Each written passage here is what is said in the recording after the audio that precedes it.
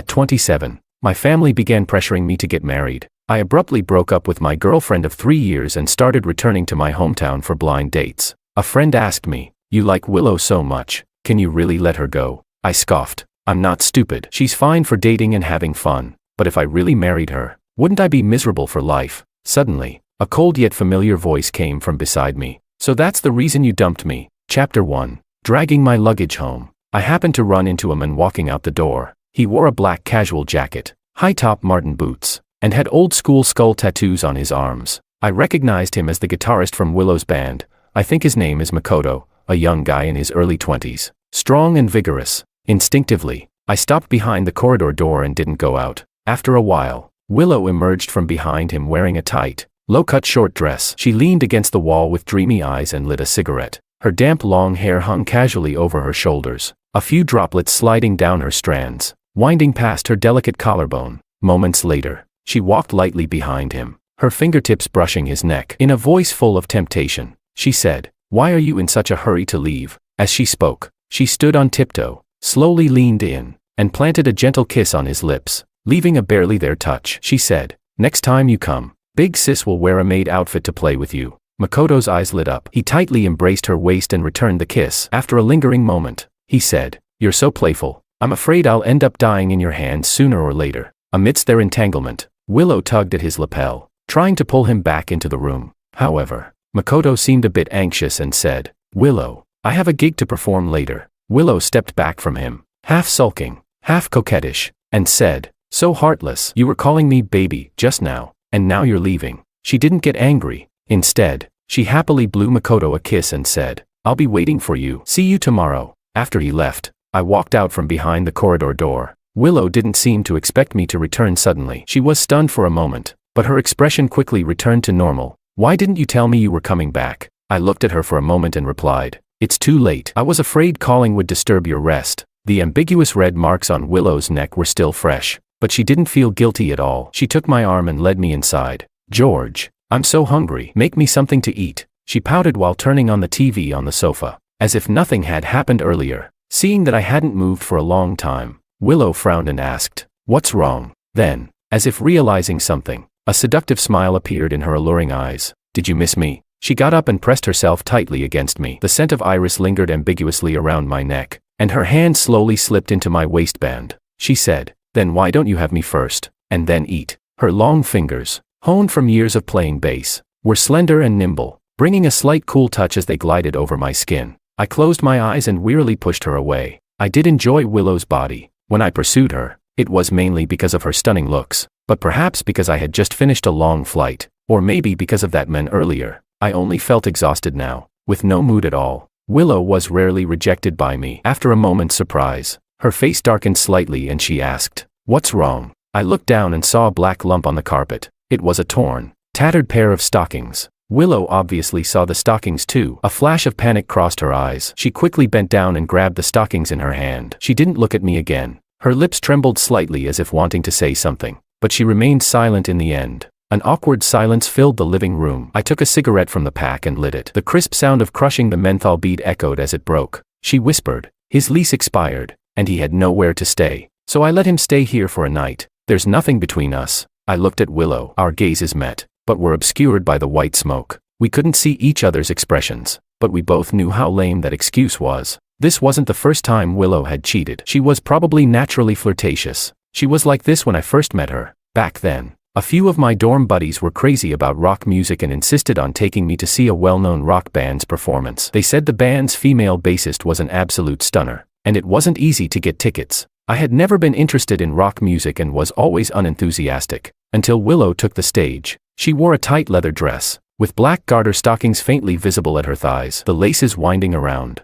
her soft skin slightly bulging, full of tension. Her long hair was casually draped, curly red locks appearing particularly dazzling under the stage lights. As soon as she appeared, she became the focus of the crowd. She lifted her eyes, the hazy lights reflecting in her amber-like pupils, carrying a subtle allure. That face was the most expensive luxury. It was my first time attending a band performance. The fans below the stage were going wild, their shouts nearly breaking the roof. Scanning over the boisterous crowd, our eyes met for an instant before she quickly looked away. The music that night was great, but I didn't hear any of it, because at that moment, All was silent. I could only hear my own pounding heartbeat. After the show, a few buddies rushed backstage to get contact information, and I was among them. Single for 23 years, it was the first time I actively asked a girl for her contact. Willow didn't refuse anyone, flamboyantly scanning everyone's QR codes. A year later, all her suitors had given up. Only I persisted. Later, perhaps my perseverance finally moved her. Willow accepted my confession,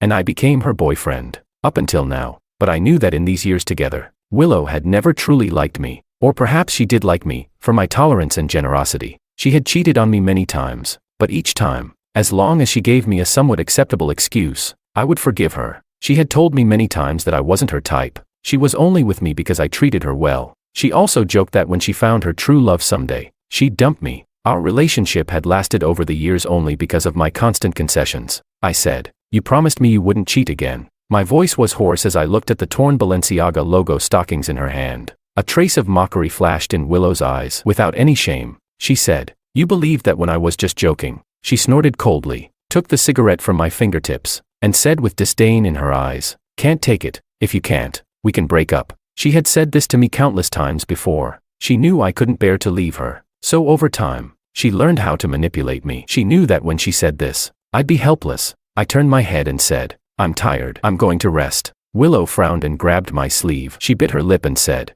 "George, don't push me." I pried her hand off and went back to my room. Soon after, the door slammed loudly outside. Willow had left. She was angry, I knew. After all, between us, I always placated her and had never shown her such an attitude before. I turned over and opened my phone. In the family group chat, my mom had sent a message mentioning me. "I've never rushed you before, but you're 27 now. It's time to think about marriage, right? My colleague's daughter is quite decent. I saw her, and she's good looking too. Why don't you come back during the holidays to meet her?" Then I opened a message from my boss. "George, the branch office is in need of people right now with your abilities. Staying as a deputy manager is a waste. Are you interested in going to the branch as a manager? It will be tough to start building business initially, but it's up to you." My mom wanted me to go home for a blind date. The company had just opened a branch in my hometown. The timing and circumstances seemed right. I really had no reason to stay here. I sighed. Actually, I really did like Willow. She was beautiful, had a great figure, and we were very compatible in bed. Most importantly, she was wild.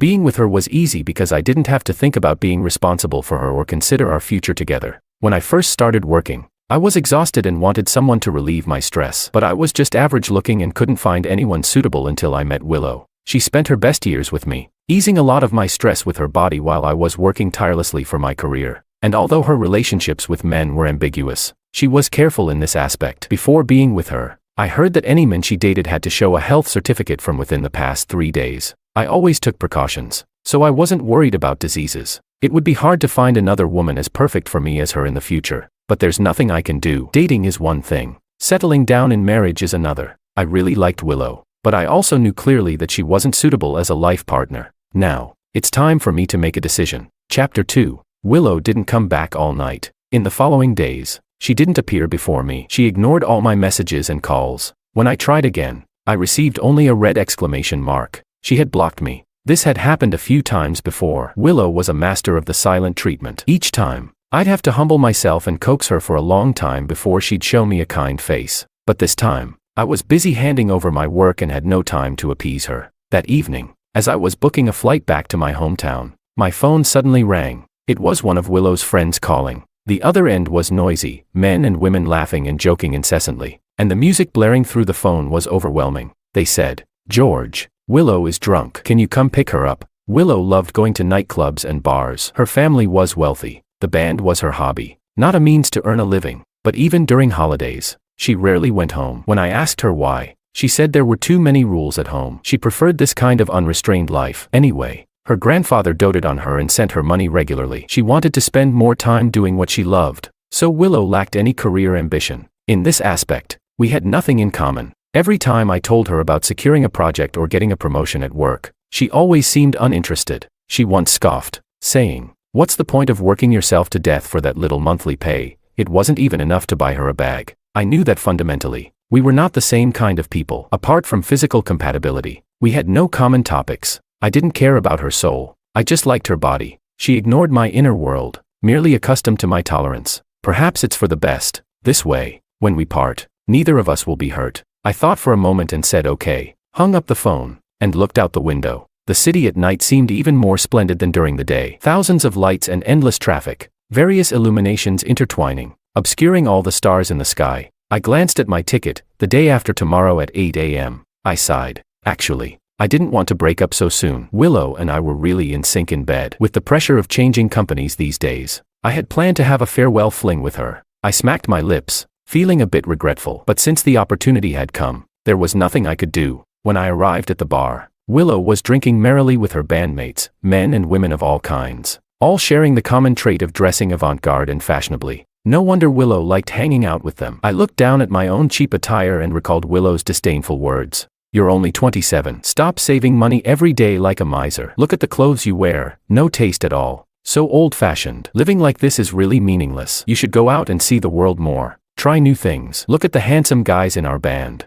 Which one doesn't have tattoos? I asked you to tattoo my name, and it's like I'm asking for your life. When we're out, don't stay too close to me. I'm embarrassed to say you're my boyfriend. Snapping back to reality, I said nothing, standing outside the crowd, locking eyes with Willow. She acted as if she didn't see me and quickly looked away. Willow's face was flushed, her whole body pressed tightly against Makoto. In a sticky voice, she said, "Naughty boy, have another drink." Makoto, on the other hand, seemed a bit reserved, smiling somewhat awkwardly. The next moment, Willow raised her eyebrows, looking stunning yet devoid of warmth. She said, "Drinking like this is no fun. Why don't you feed me?" Makoto asked. "How should I feed you?" Willow didn't speak, just looked up at him. Half a second later, Makoto understood. A hint of excitement flashed in his eyes. He tilted his head back and downed the caramel-colored whiskey in his glass. Then he hooked Willow's chin and kissed her fiercely. The two kissed passionately, seemingly venting their desires fully. Willow tilted her head back to receive him, her eyes gradually moistening from lack of oxygen. Liquor spilled from the corners of their mouths, reflecting a dreamy hue under the lights. Only after a long time did they part, a long string of silver connecting them. The atmosphere around us exploded instantly. Everyone was screaming and cheering. I knew she was doing it on purpose. She wanted to punish me for giving her the cold shoulder that day and not coaxing her afterward. It wasn't until I walked up to Willow that everyone noticed me and gradually quieted down. Willow looked up and asked blandly, "What are you doing here?" Looking at her face, I vaguely recalled the days when we were intimately close, when our feelings were strong. We had spoken of love. Does it hurt? Maybe a little. But how much does it hurt? Not much, really. After all, I always knew Willow was like this. Fickle, endlessly pursuing excitement. Selfish, probably spoiled since childhood. Always self-centered, never considering others' feelings. I said deliberately, word by word, "Willow, you've gone too far." Willow looked up at me. Clearly, she was sitting and I was standing, yet I felt as if she were looking down on me. She still had that indifferent expression, with a mocking smile. "Too far? If it's too much for you, you can break up. No one's stopping you." I said nothing, just looked at her. I couldn't count how many times she'd threatened me with breaking up. 50 times. Or 100 times.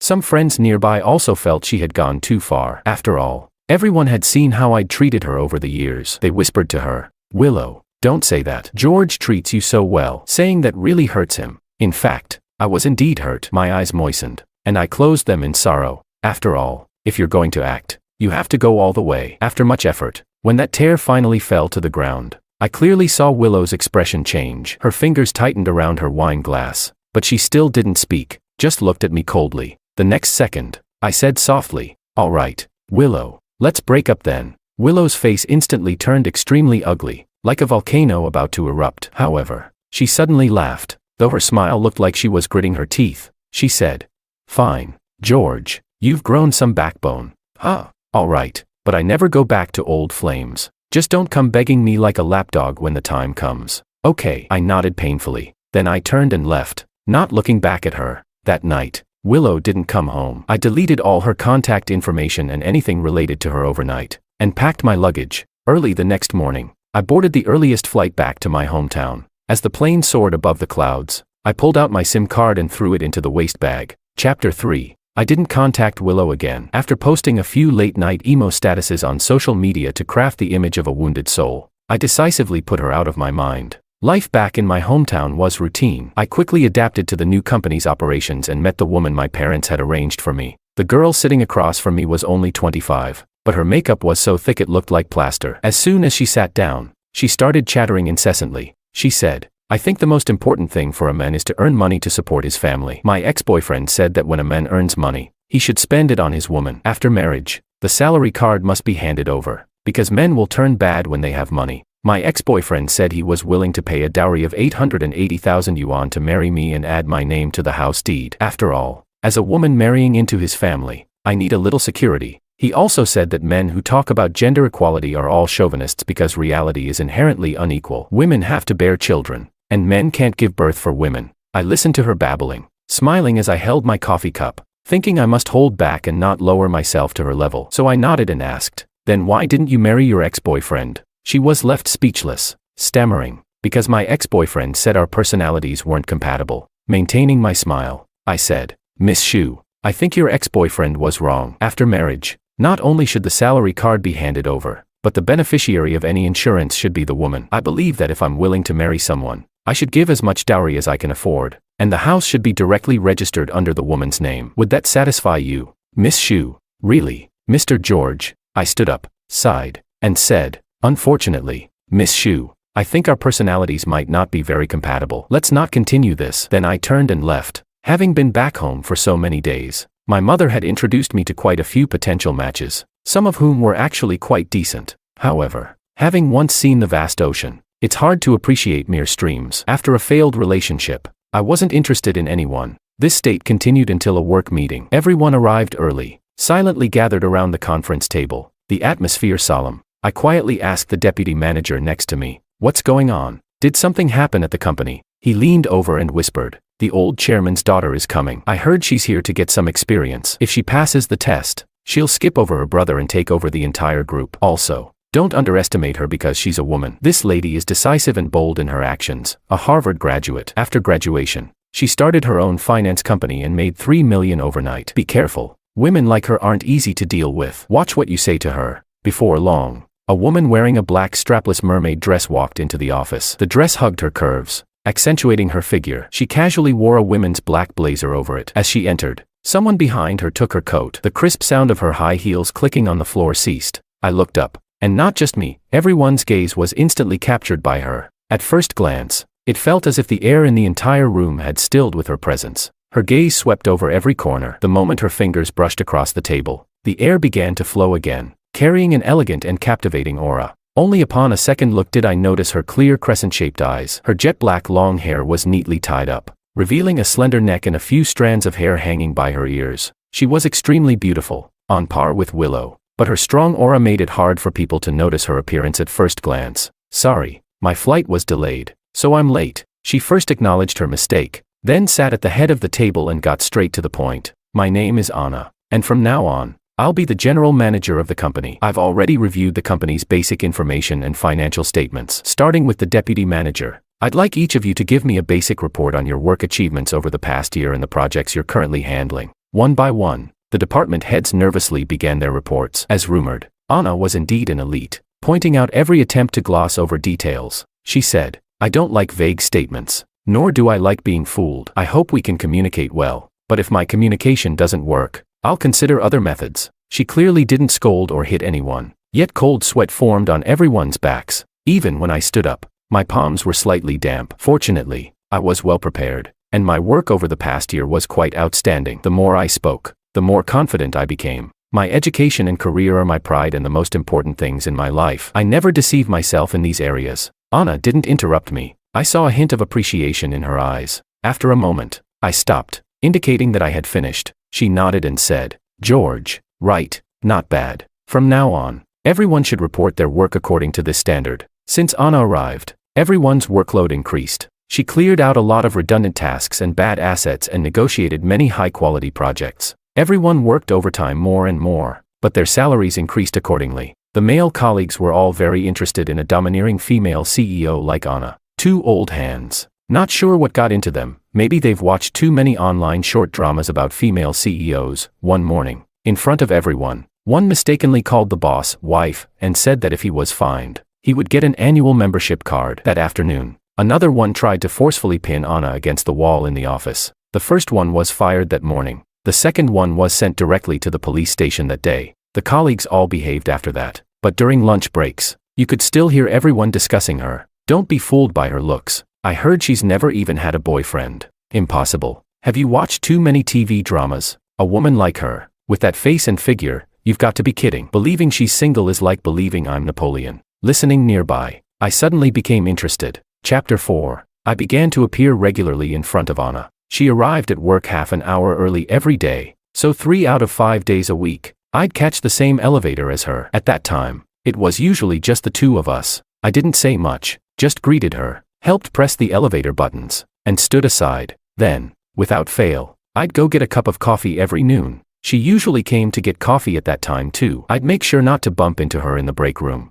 leaving before she arrived but ensuring she could see me. Occasionally, I'd work overtime, and she would pass by my desk on her way out. So, when she saw me working overtime for the 17th time, she paused and walked over to me, asking, "I've noticed you've been working overtime a lot lately. Is there a problem?" I looked up in apparent surprise. After hesitating for a moment, I handed over the documents in my hand and said, "I recently took over a new project, but there are some assets in the company whose risks I'm unsure about, so I have to study them more." Anna naturally sat down beside me. She softly said, "Let me have a look." She had a faint rose fragrance about her, an indescribable subtle allure. She nodded and said, "I think this project is feasible. Look at their 2023 financial statements. Their financial situation isn't bad. And also," she spoke earnestly. I nodded attentively, occasionally raising some highly technical questions. Looking at her pensive profile, I couldn't help but curl my lips slightly. Later, she pointed to the little orange cat in my hand and curiously asked, "What's this?" I squeezed it while handing it over and said,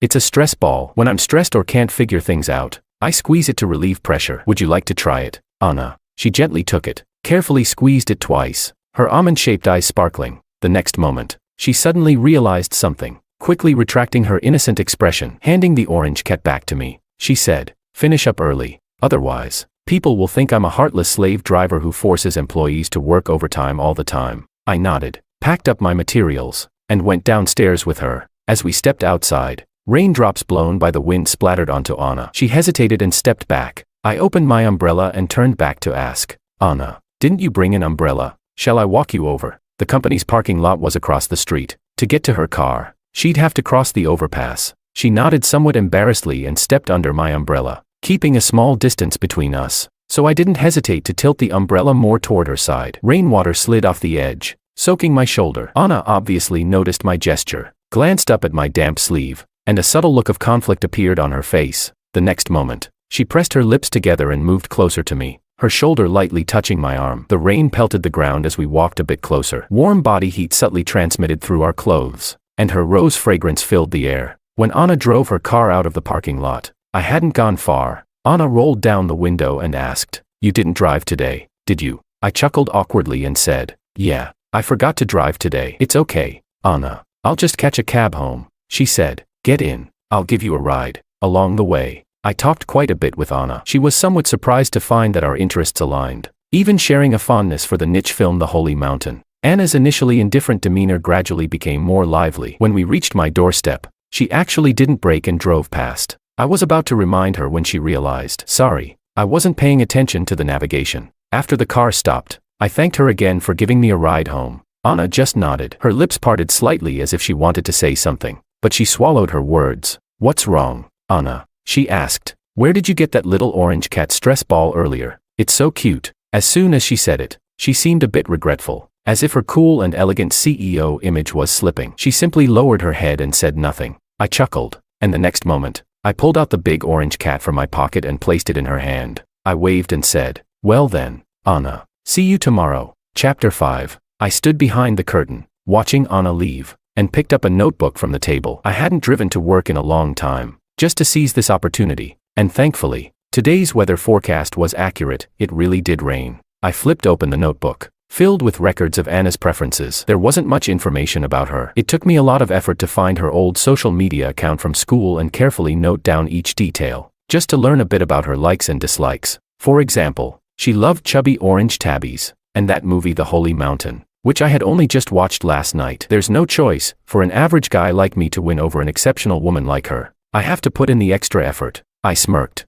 just about to rest on the bed when my phone rang. It was an unfamiliar number, but the voice was unmistakable. Willow spoke coldly. "You left a lot of your stuff at my place. Come get it. Otherwise, I'll throw it all out." When I moved out, I did leave some things behind, but they were just useless items that took up space. I figured, given Willow's temperament, she'd have thrown them out immediately. I didn't expect her to call me. So, I said, just throw them out. I don't need them. I said it while flipping through the notebook about winning Anna over, my tone somewhat dismissive. Willow on the other end was clearly unhappy. After a long silence, she hung up. She was always like this, moody and constantly needing someone to comfort her. But now, I no longer had any obligation to do so. After blocking her number, I put the whole thing out of my mind.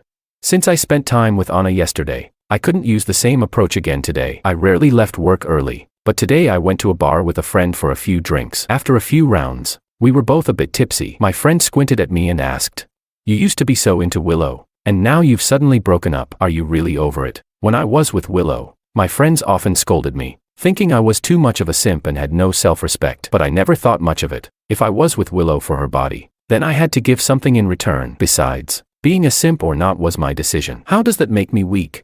I put down my glass and said, "She was only good for a fling. I'm not stupid. I wasn't going to marry her and be miserable for the rest of my life." My friend gave me a thumbs up. "Damn, you've got the right mindset. You're right, you had her at her best, and now you're above it all." The next second, he stopped talking, his face going pale as he looked behind me in shock. Am I seeing things? Or have I had too much to drink? A faint laugh came from behind me, chilling my bones and instantly sobering me up. "George, is this why you dumped me?" I turned around stiffly. Willow, dressed in a silky white blouse, was leaning against the wall, her gaze icy. My friend, showing no loyalty, slipped away immediately. Willow dragged me to an empty hallway, glaring at me with such anger that I half expected her to kill me in the next moment. I spoke first. "What are you doing here? You didn't come just for me, did you?" Willow gritted her teeth. "George, if you don't have a mirror at home, you could at least use some water to see your reflection, couldn't you? I came with the band for a gig. If I hadn't run into you by chance, I wouldn't have known that all these years. I was just a plaything to you," I quickly replied. "I was just joking around with a friend. You know how much you hurt me. I'm someone who needs my dignity too." I turned away, but she yanked my ear, forcing me to face her. "George, have you always thought I was stupid?" "Yes," I silently answered, freeing my ear from her grip. I spoke calmly. "Willow, no matter what, I did my best for you these past years. You know that. I have no regrets, but you kept letting me down. Even if I did use you, it wasn't for nothing. Didn't my youth count for anything? We've come this far. Let's part peacefully, at least." I hesitated, unable to bring myself to say "in love." So instead, I said, "At least we had something good." Willow looked at me for a long time. Just when I thought she'd get angry, she suddenly smiled. Under the lights, she looked as beautiful as ever, but I no longer felt anything. Even the most beautiful sight grows tiresome after 1,000 days and nights. She said, "George, you think too highly of yourself." With a slight smirk, she added, "Of course, we'll part peacefully. Did you think I'd still cling to you? Just remember, it wasn't you who dumped me, it was me." "Willow, who dumped you?" With that, she turned and walked away, as if leaving behind something filthy. I watched her back and sighed quietly. Willow had never been dumped in her life, so maybe being dumped by me frustrated her, but if thinking that way made her feel better, I didn't mind. Chapter 6. I kept up my usual long hours at work, and Anna stayed later each day. Sometimes we even rode home together. The cool, crisp air of early winter had arrived, and as we passed through the city with its stream of headlights, people were bundled in coats, the chill seeming to increase the distance between everyone, making us instinctively want to draw closer. We talked about work projects and what we'd been up to recently. I'd complain about people and things at partner companies, and she'd indignantly agree.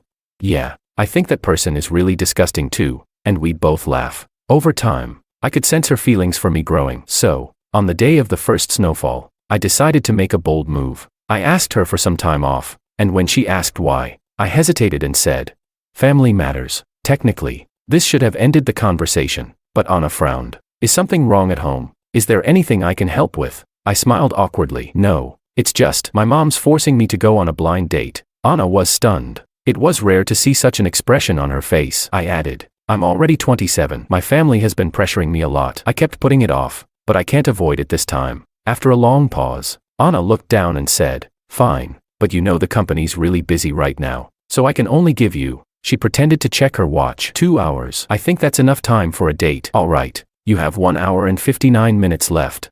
I wasn't lying to Anna. I really did have a blind date. With my previous ones going nowhere, my mom was getting close to losing it. This time, the person I was meeting had potential, a well-traveled professional, elegant, thoughtful, and respectful of others' opinions, without a hint of entitlement. I found myself interested and chatted with her a bit longer than usual. Halfway through, she went to the restroom, and I was playing on my phone when I felt someone sit down in front of me. I looked up, my words caught in my throat. It was Willow. She crossed her long legs and glared at me disdainfully. You broke up with me to go on dates with this kind of person. My smile faded. Weren't you supposed to be on tour with the band? Why are you still here? The schedule changed, she replied. You think I wanted to stay in this dump? I spoke firmly. I hope you can respect my date. She's a good person. Please leave and don't interfere. Willow's smile disappeared. Her lips pressed tightly together. When my date returned, she was bewildered by the scene. Who are you? Willow ignored her, seething. I'm his girlfriend. If you know what's good for you, leave. I hurried to explain.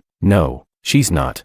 But Willow leaned in, tightly holding my arm. What? Do you need us to kiss right now to prove it to you? By the time I managed to push her away, my date was already storming off, her face full of anger. I was furious. Willow, what's your problem? We're over. Willow, lounging on the sofa, looked maddeningly smug. That was your decision. I never agreed. Dating isn't marriage, I shouted. It doesn't require both parties to agree. You even said you'd never go back on your word. I changed my mind, Willow said lightly, as if discussing what to have for dinner. I think you're good at taking care of me. I was comfortable with you, so I don't want to break up anymore. In that moment, all I could do was laugh out of disbelief. But I'm not comfortable, she retorted. You got to have me at my best. What do you have to complain about? She raised her voice, drawing attention from the people around us. I quickly covered her mouth. Quiet. Willow shook her head and freed herself from my grasp, shouting. After breaking up with me, you haven't met anyone better, have you? You know in your heart I'm the best you'll ever get. We were great together in bed. Instead of those other losers, why not? Her words abruptly stopped as a dark figure appeared beside me. I snapped out of it, seeing Anna still in her black fishtail dress from work, her brow furrowed. Weren't you here for a blind date? Why are you talking about sleeping together? I was utterly stunned. My plan had been for Anna to get jealous, but instead, Willow showed up and started causing trouble. And now Anna was here too. Willow stood up, annoyed, and faced her. I'm his girlfriend. Who are you to interfere? Anna calmly replied. I'm George's boss, and as far as I know, George doesn't have a girlfriend. Willow bit her lip, then snapped. He doesn't need to report to you whether he has a girlfriend or not. Oh, I see now. This is the new woman you've set your sights on. George, does she know how despicable you are? Are you planning to use the same tricks on her that you used on me? Even though I was usually calm, this pushed me to the edge. Just as I was about to retort, Anna spoke first. Oh, so you're the dumped ex. Since George broke up with you, it means he doesn't like you anymore. Clinging to him won't work. Willow's face turned red with rage. Anna looked at me and said, your time off is up. There's a meeting waiting for you at the office. Let's go. I couldn't care about anything else anymore. I spoke to Willow, enunciating every word. I don't know what's gotten into you, but Willow, during the years we were together, I owed you nothing. We got together willingly, and I never forced you. I still stand by my words. Let's part peacefully. Please don't bother me anymore. Willow wanted to say something, but after hearing me out, her eyes darkened, and she said nothing more. Anna tugged on my sleeve, pulling me away. In the car, Anna asked indignantly, is that really your ex-girlfriend? I tried to change the subject. Didn't you say we have a meeting to attend? She repeated. Was that woman really your ex? Yes, I sighed, running a hand over my face, forcing a bitter smile. We were together for 3 years. I used to like her a lot, but she kept cheating on me, and I just couldn't take it anymore. Part of why I went back home was because of our breakup. I was too hurt. Spending time with you recently, I glanced at Anna's expression, then added, feeling downcast, has helped me feel better, but I never expected her to come back to cause trouble. Anna looked at me seriously and said, a girl like her doesn't deserve you. Don't let your heart soften. Cheating once means there'll be 100 times more. Her disloyalty shows she never truly loved you. You should find someone who'll love you wholeheartedly. I couldn't help the smile that formed on my lips, but I quickly suppressed it, keeping my voice sorrowful. But women like you are too rare. Where could I find someone like that? Anna's ears turned a soft shade of red, and she whispered, well, maybe I'm the only one who deserves you.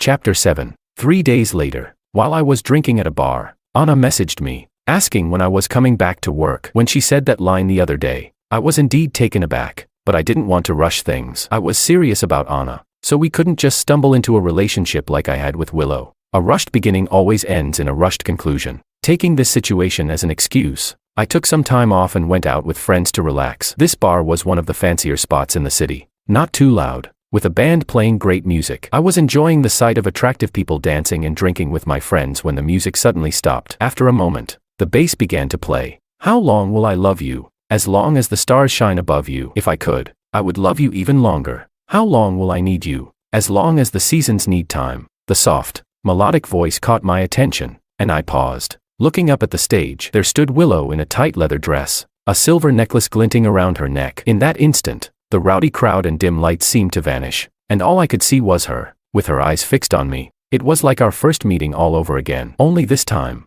it wasn't me who walked toward her. Willow slowly walked off the stage. Approaching me, she said, "Want to add me on WeChat?" The whole crowd erupted with cheers, but I shook my head and sighed. Why bother? I'm not undervaluing myself. I could see that Willow did have genuine feelings for me, but how much of that love was for who I am? Or was it just because I had always doted on her, spoiled her, tolerated her? Maybe, deep down, she couldn't accept that the person she always thought of as her simp had dumped her. The crowd began to disperse, the music resumed, and she sat beside me, nudging me with a hesitant, almost appeasing look. "I thought about what you said the other day, and you were right. In all the years we were together, you never wronged me. You gave so much, and I kept hurting you. It was only right for you to leave me." Her expression was conflicted. She seemed reluctant to speak, but she went on anyway, her voice shaky and uncertain. "If I change, if I start caring about you, if I stop doing anything out of line with others, could we?" Remembering her earlier vow about never going back, her face flushed bright red as she quickly looked down and said, "Could we get back together? I'm sorry for everything. It was all my fault."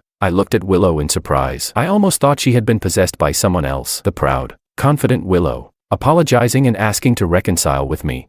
I knew this wasn't her style. Someone must have put her up to this. I asked, "Who told you to do this?" Willow bit her lip. "My friends. After we broke up, they all told me I went too far and that I deserved a chase your man through hell moment." Her shame was reaching its limit as she asked again, "So, will you take me back? I'm way better than those blind date prospects. After being with me, how can they compare? And your boss, she seems so dull, only ever talking about work. We've already been through 3 years together. We're the best fit." I stood up, finishing my drink in one gulp. "No, thanks for the offer. The song was beautiful, but getting back together isn't an option." The air seemed to freeze. Willow pressed her lips together, her expression blank. Why? Willow had a pair of beautiful, expressive eyes. Even when unhappy, they always seemed to glisten with emotion. It was rare to see her look so cold. I smiled. "Because I never go back." Chapter 8. I volunteered for a business trip, spending a week out of town. The project negotiations went well, but during dinner that evening, one of the high-ranking officials from the other company made me very uncomfortable. "George, how old are you now?" A middle-aged man, balding and full of condescension, asked me, holding back my annoyance. I replied, "I'm 27. I don't have much life experience yet." He said, "At your age, how can you refuse a drink from your elders?" He frowned as he pushed a glass toward me. "I've met people like him before. If you don't do as they say, if you don't drink when they toast you, they think you're disrespectful and ungrateful. They feel the need to berate you, as if doing so would satisfy their self-proclaimed mentorship." I used to push myself to the limit for my career, drinking at social events and working late until I ended up with a perforated stomach ulcer. The doctor had strictly forbidden alcohol, but the project we were negotiating was important, and I knew it was a crucial moment for Anna and her ability to take over the company. So, I forced myself to drink despite the pain. One toast after another. The burning sensation in my stomach intensified, sweat pooling in my hands. Just then, my phone rang. Anna was calling. "Why's it so noisy? Are you still at dinner? I've already messaged your supervisor. If you're full, you need to leave. You can't drink any more." Got it. I didn't want to stay either, but the man, drunk and aggressive, insisted on keeping me there, demanding to talk. "It's good to be capable, but you need to play the game. If you can't drink, the deal won't happen. Stop being so wishy-washy. Have another drink." He handed me another glass. The smell of alcohol made me hold my breath. I pushed the glass back. "Mr. Zhang, my stomach isn't well. My supervisor is here. You can drink with him instead." He suddenly erupted, yanking me up by my collar. "You're just a department manager. What are you acting all high and mighty for? I've signed the contract with you, and now you're refusing to drink. Do you think I'm not important enough for you, you bastard?" He grabbed my collar and picked up a full bottle, trying to force it on me. My stomach was already in pain, and thankfully, several colleagues intervened, pinning him to his seat. My heart was pounding as I watched him curse at me from his chair. Between the physical and psychological strain, I couldn't hold back anymore. I vomited, everything I'd eaten spilling all over him. The noise I made sounded almost like I was turning into a zombie. Mr. Zhang sat there, dumbfounded, with food still hanging off him. My colleagues were stunned too, backing away. The deputy manager frantically gestured at me, and I realized my phone call was still active. Damn it, Anna probably heard the whole thing. From my massive, disgusting wretch onwards, I sighed. Barely able to stand, I stumbled out, anxiously picking up my phone again. Silence greeted me. Anna wasn't there. There wasn't a single response.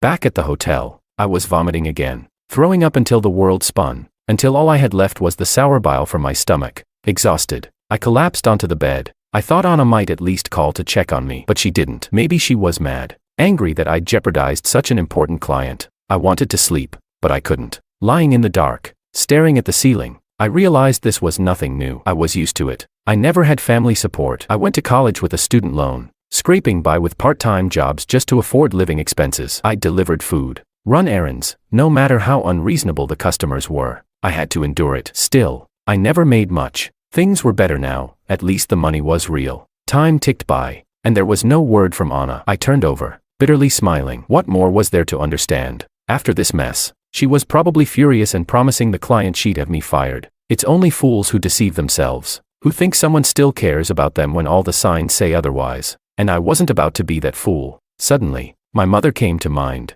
Since the day I was born, I'd rarely seen my father. He seemed to embody every human flaw. He gambled, drifted from place to place, constantly cheated, and whenever he came home, it was only to ask for money. If my mom refused, he'd beat her, and sometimes me too. I started begging my mom for a divorce as soon as I was old enough to understand. Everyone around us urged her to leave him, but every time, she'd sniffle and sob, saying she wanted me to have a complete family, refusing to divorce him no matter what. I couldn't understand it at first. He treated us so horribly. How could she think staying together was better for me?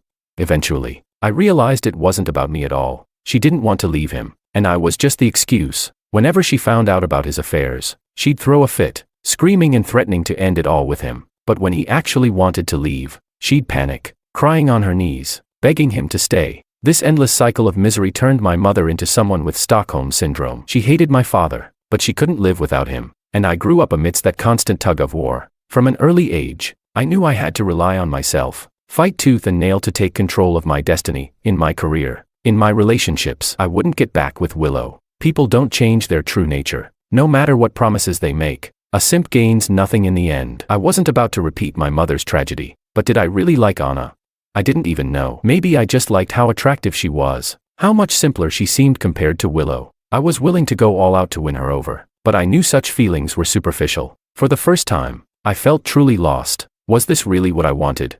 A knock on the door pulled me out of my thoughts. Stumbling out of bed, I opened the door. Anna stood there, clearly exhausted from hours on the road, her face pale, her expression worn, but the moment she saw me, all her pent-up emotions seemed to explode, concern replaced by anger. Anna clenched her dress tightly, biting her lip. You know you can't drink, so why try to act tough? Drinking so much, do you not care if you live or die? Do you know? I thought. I cut her off. But this deal is important for you. I didn't want to let you down at such a crucial time. What about you? Don't you matter to me? If it costs me you, I don't want it. The intensity of her emotions made her voice tremble. Realizing she might have said too much, she sniffled, trying to regain her composure. Her tone shifted back to the usual aloofness. I've told the company to cancel the partnership. You'll never have to see that guy again, and he'll be blacklisted in the industry. She looked down, avoiding my gaze, continuing. It's still 3 hours until dawn. Tomorrow's activities are cancelled. You can sleep in. I'll be next door. If you need anything,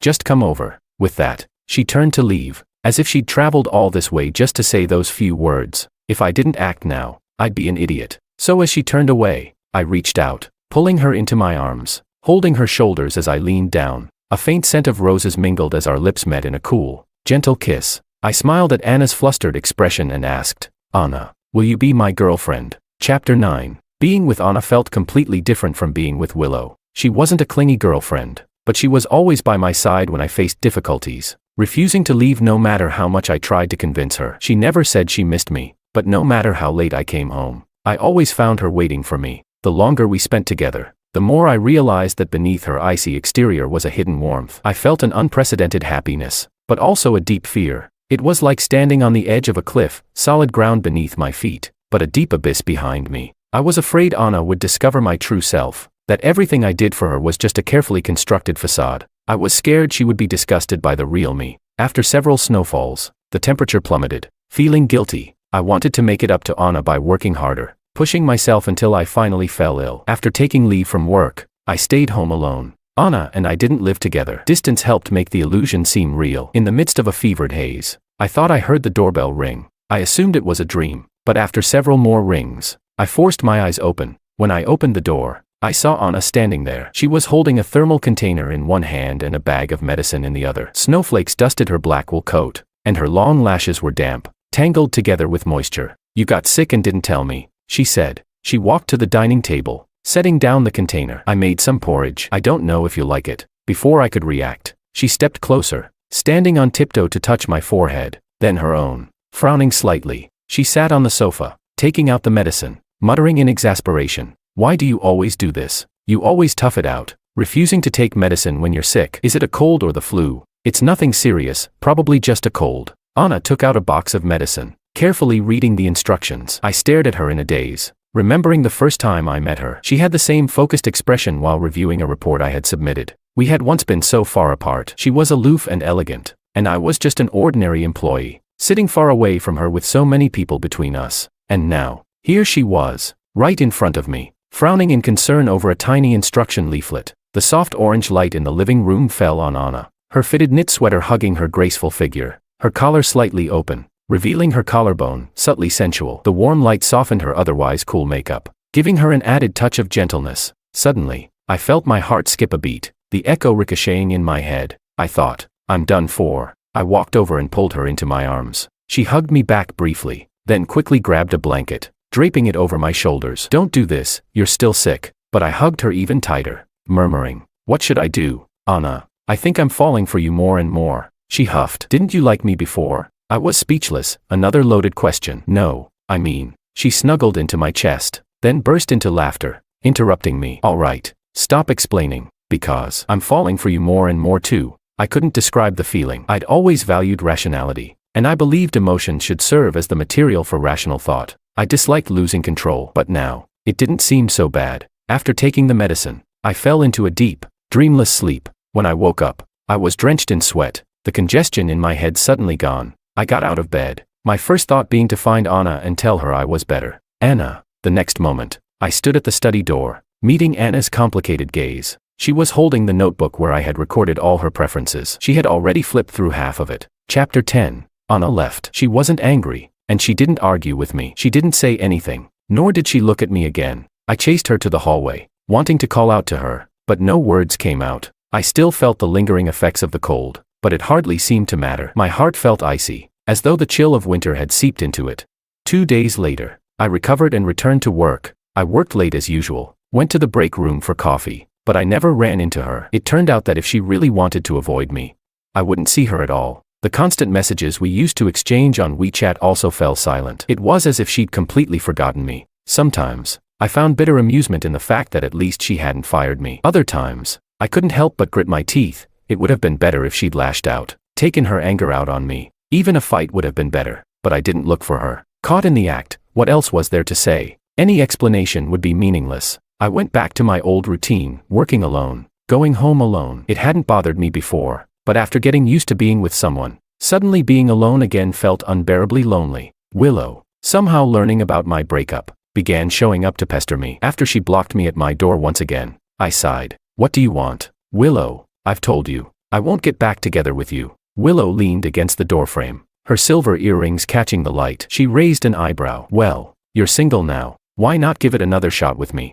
What does she have that I don't? Look at my face, look at these legs, and this, and this. Why do you have to like her?" I didn't feel like arguing. Impatient, I replied. "I just like her. What does that have to do with you?" Willow laughed, her voice tinged with icy mockery. "You like her, but does she like you?" She stepped closer, biting her lip. "She only liked the version of you that you pretended to be. But I like you just as you are. She's nothing like you. What's the point of pretending to have feelings?" Her final words struck a nerve. She was right. My relationship with Anna had been built on pretense. But my feelings for her weren't fake. Still, as Willow had said, what did it matter?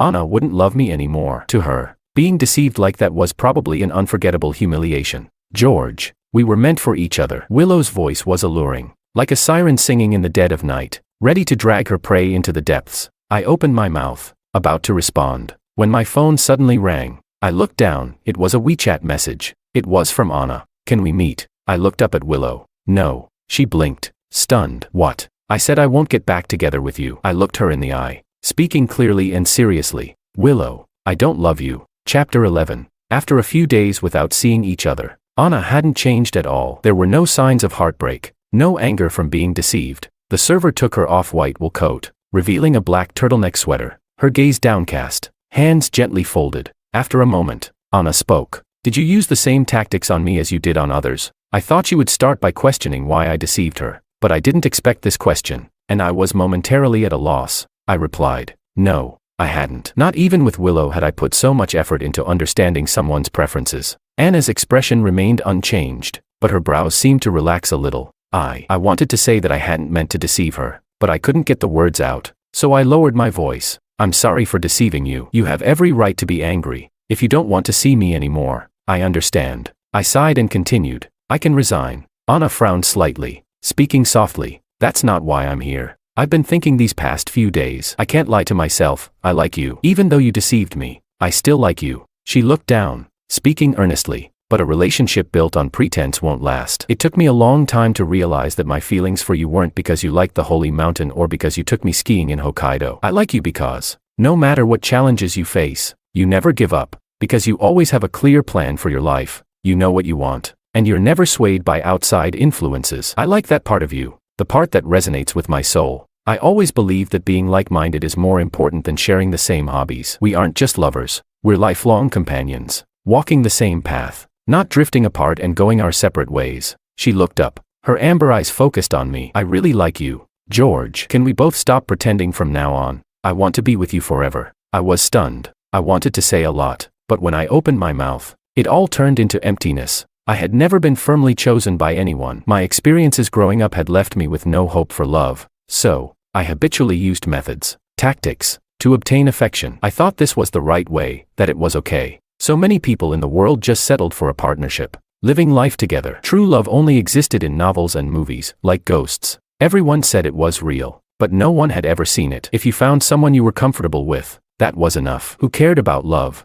I thought I was fine, until someone told me she loved the real me, that she wanted us to be together forever. She was different from Willow. Using my old tactics on her was an insult. In that moment, all my turbulent emotions turned into a vast emptiness. I could have said so many things to make Anna happy, but all I could do was nod dumbly. Okay, I promise you. Anna smiled. She rarely smiled. It was like ice thawing in a cold pond, revealing a hint of spring. She said, then I forgive you. Chapter 12. I started truly being with Anna. I stopped trying to analyze her preferences and instead gradually adjusted to her. I no longer made an effort to watch the movies she liked. Instead, after dinner, we'd cuddle on the couch and watch horror films. She seemed calm at first, but that night she had a nightmare and woke up with a start, throwing herself into my arms without saying a word for a long time. Just as I was about to fall asleep again, she whispered, honey, can we not watch horror movies anymore? We stopped drinking red wine. I took her to a roadside stall to drink baijiu. She wasn't used to it, her face turning bright red as she coughed. I just laughed and patted her back,